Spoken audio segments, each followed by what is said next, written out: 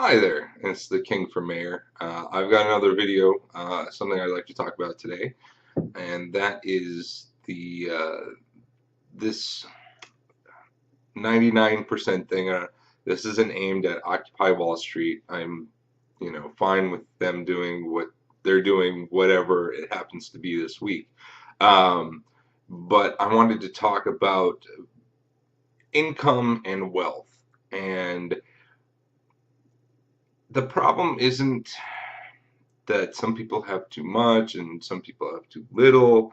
Um, the problem is wage disparity, in my opinion, is the real issue that we're dealing with right now of wage disparity, where we have a ton of people who make minimum wage income, um, which can range from livable to non-livable, depending on where you're living, to these other people who make, 250,000 plus dollars a year, and people are kind of pointing at these folks as if they're bad guys, and the 1% doesn't even make $250,000 a year. I think at around $185,000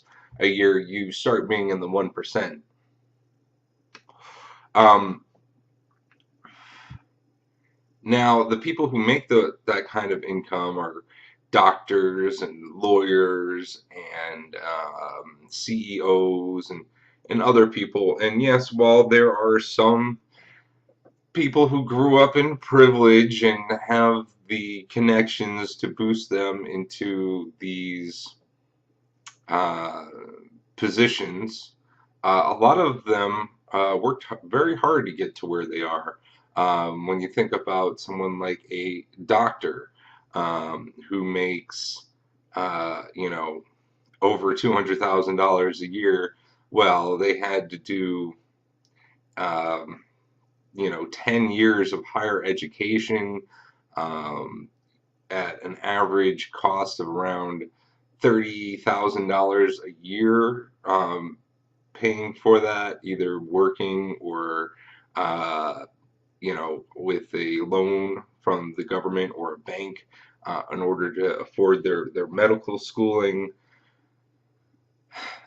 People work very hard to get to those positions, and people think that these people make a lot of money, um, but they don't. They just make a lot of income. Um, Now, I myself am in school right now, and it's costing me $30,000 a year to go to the school I'm at now. I started off um, at a community college to, so those years were nice, but now that I'm going towards my higher degrees, it's getting rather expensive. Um, and part of the reason for that is I will make more money. Right now, I'm, hoping to get myself into a job where I can make $100,000 a year, hopefully. Probably not to start off with. I'll probably be around, 75,000, $80,000 a year, and that'll be a huge jump from where I was before. But it's going to take me years in order to offset the costs of my college education.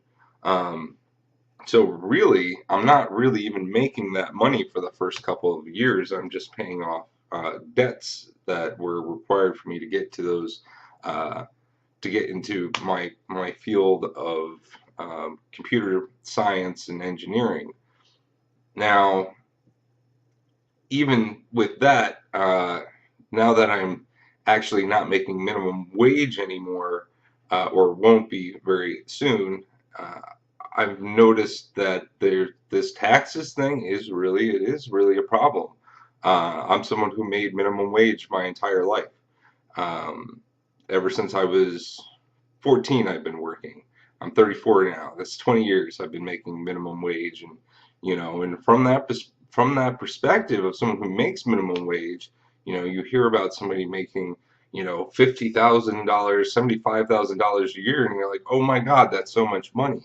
Um, but what happens is as you start to make more money, you pay more taxes, and because of this, the way it's set up on this sliding scale, what happens is you have these exponential wage increases. So if I make $75,000 a year, I'm making, $58,000 that I get to take home, and that's not counting paying off tuition or um, my room and board and food and all that other stuff that comes with life. That's just after taxes. That's what I'm taking home on a $75,000 a year job is like $58,000, and so I was like, oh, well, that's not enough money for what I need to accomplish in life. And so I was like, well, what if I made $100,000?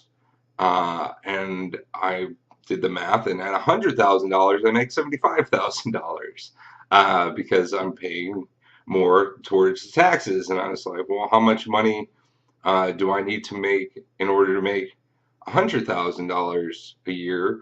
And I started doing the math, and I had to make $136,000 a year, uh, which is a huge amount. And then, well, what if you know, well, and then I kept doing math. Okay, well, what if I want to make more than $100,000 a year? Well, because the taxes increase as the wages increase, I before you know it, in order to break $100,000, because what happens is you get into this kind of glass ceiling effect where you can't make more money.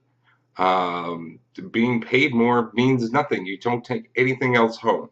It just simply means that you pay more money to the government. And so, in order to break $100,000 a year, the next step up in pay is $200,000. That's a big jump from 100. If you go from 75 to 100 to $140,000 to $200,000, like 140 to 200,000. That's a huge jump just to take home like an extra, $15,000 a year. You have to make an additional $75,000 to take home $15,000.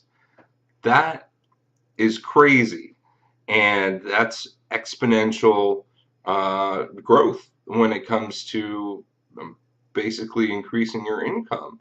And that's the reason why we have this huge gap in our wages. That's why CEOs make, 300 to $500,000 a year, is because they need to have that huge income just to make a little bit more money. And so that's why we're getting this huge disparity in wage levels. And if we want to fix that disparity, then there is no other solution than to reduce taxes. It's the only way we can do it.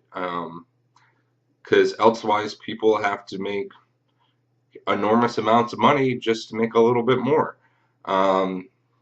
And so that's the problem. And the only solution to that problem is to reduce the taxes.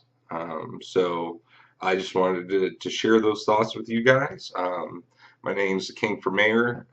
You can check me out. Check out my podcast, High Libertarian. Thank you for listening.